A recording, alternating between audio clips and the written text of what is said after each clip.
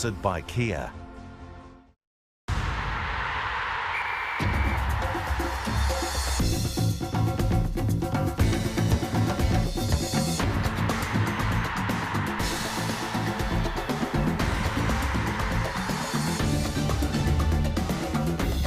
Hello, I'm Chris Mitchell. This is Sport Today. Coming up, it's all downhill for Lindsey Vonn. She won't be competing at the Sochi Winter Olympics. As Australia celebrate their Ashes win over England, the Prime Minister raises the stakes. Go and beat South Africa now, he says. And Zach Johnson holds his nerve and taps in to win the Tournament of Champions. Hello there. Lindsey Vonn, the defending Olympic champion, has pulled out of next month's Sochi Winter Games. Vonn, who won gold in the women's downhill skiing in 2010, is the most successful female skier in US history. She needed surgery in March of last year to reconstruct 2 knee ligaments after a crash at the World Championships, and she partially retore one of them in November. The 4 times World Cup champion had only started training in September after being out for 7 months. Here's what Vonn has said on her Facebook page. I'm devastated to announce that I will not be able to compete in Sochi. I did everything I possibly could to somehow get strong enough. The reality has sunk in that my knee is just too unstable to compete at this level. I'm having surgery soon so that I can be ready for the World Championships at home next February. Manchester United, 7th in the English Premier League, out of the FA Cup, are struggling by their own very high standards. And on Tuesday, they have another potential banana skin to overcome, a first-leg tie against struggling Sunderland in the League Cup. Be a difficult game, you know. Get up there, we'll go there. It's the first leg of a 2-legged final, so it's difficult to judge exactly how the first leg will go. But we'll go there and try and get ourselves to a cup final if we can. Now, what is missing from the picture behind me? Sunshine. It's the only thing missing. The Australians have had a good summer, haven't they? They won the Ashes. It finished on Sunday, but the celebrations continue, and why not? They did beat England 5-0 after all. Australia's players met fans in Sydney. Thousands of them turned up to catch a glimpse of their heroes at the Opera House. The bowler Mitchell Johnson took 37 wickets. There he is, signing autographs. He was named Player of the Series. The Prime Minister, Tony Abbott, was there to show his support too, and to challenge the side to go one better in February.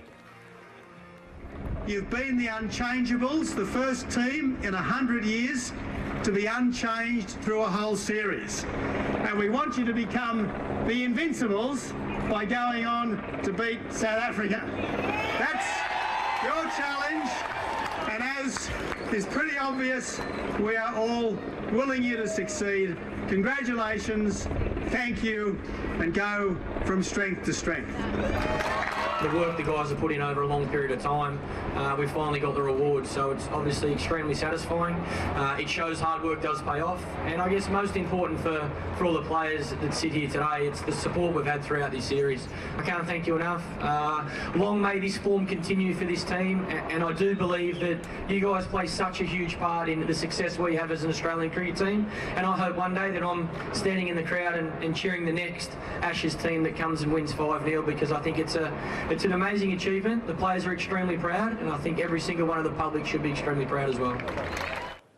Let's stay in Sydney. Not going well for these two. The defending champion Agnieszka Radwanska is out. The former world #1 Caroline Wozniacki is out. 2 surprise results at the Sydney International Tennis. Preparations for the Australian Open not going to plan. Radwanska in white here was the big favourite against the qualifier Bethany Mattek-Sands and took an early lead, but the American gritted her teeth and fought back to take the first set 7-5. Well, that clearly gave her a lot of confidence as she raced into a 3-love lead in the second set. The top seed had little left in the locker, so it's Bethany Mattek-Sands who heads to the quarterfinals. Joining her is this player, Lucy Safarova of the Czech Republic, who beat Wozniacki in straight sets. Just look at that return of serve. Not much you can do about a return like that. That's it again in action replay. Very good indeed. It was a tight second set, eventually finishing 9-7 to the world number 27, who made the quarterfinals of the Australian Open, but that was way back in 2007. Well, the tortoise won. The hare was left behind in the end. The American Zach Johnson has won the Tournament of Champions in Hawaii. As the overnight leaders falters, he held his game together and goes on to win his first big event of 2014, his 11th PGA title. Alex South reports. Defending champion Dustin Johnson started his final round with a share of the lead, but bogeys cost him dear. The American made 3, including this one on the 6th, a frustrating end to his defence. There were some notable absentees from this list of 2013 champions, but Masters winner Adam Scott was there. He got within 1 shot of the lead with an eagle on the 15th. He couldn't mount a serious challenge though, finishing in frustration with a bogey. Another major winner, Webb Simpson, the US Open champion in 2012, started the day at the top of the leaderboard, but his title ambitions drifted away on the final few holes. Now, Jordan Spieth is a player to keep your eye on. The PGA Tour Rookie of the Year was playing in the final pairing for the first time in his career. A couple of birdies in the front 9 saw him take the lead. It was all looking so good for him on the 14th, but his chance of winning another title slowly rolled away as key opportunities were missed.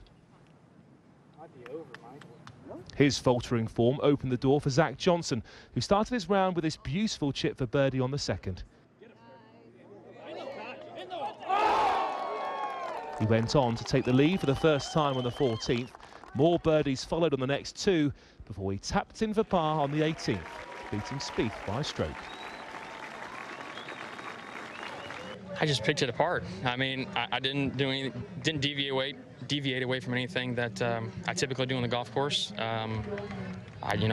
It's fairways and greens for me. It's trying to stay below the hole, give myself an aggressive look. Trusting in what I'm doing, remaining patient. That was the big thing, especially after yesterday, was remaining patient. So the perfect start to the year for Zach Johnson. He's already a major winner. Now he'd love to add another in 2014. Alex South, BBC News. You won't see Luol Deng in that shirt again. The Chicago Bulls have traded him to the Cleveland Cavaliers. Deng, who becomes a free agent at the end of the season, goes to the Cavaliers, who are 3rd from bottom in the Eastern Conference, in return for the centre Andrew Bynum and 3 draft picks. Deng, who was central to the team, was one of 5 Bulls players, along with Michael Jordan and Scottie Pippen, to begin a 10th season with the franchise.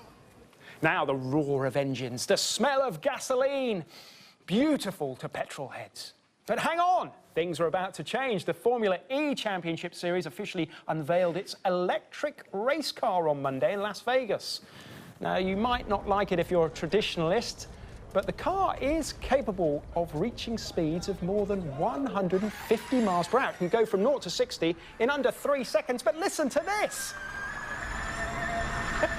It sounds like a huge toy car, doesn't it? No roar of the engine, something not quite right about that. They'll have to sort it out. The race series, which is backed by motorsport's governing body, the FIA, will be for racing cars powered exclusively by electric energy. Round 1 takes place in Beijing in September. One of the leading cast will be missing in Sochi. Lindsey Vonn has pulled out of the Winter Olympics due to injury. All the latest sports news, bbc.com/sport. But for now, I'm Chris Mitchell, and that for you was Sport Today.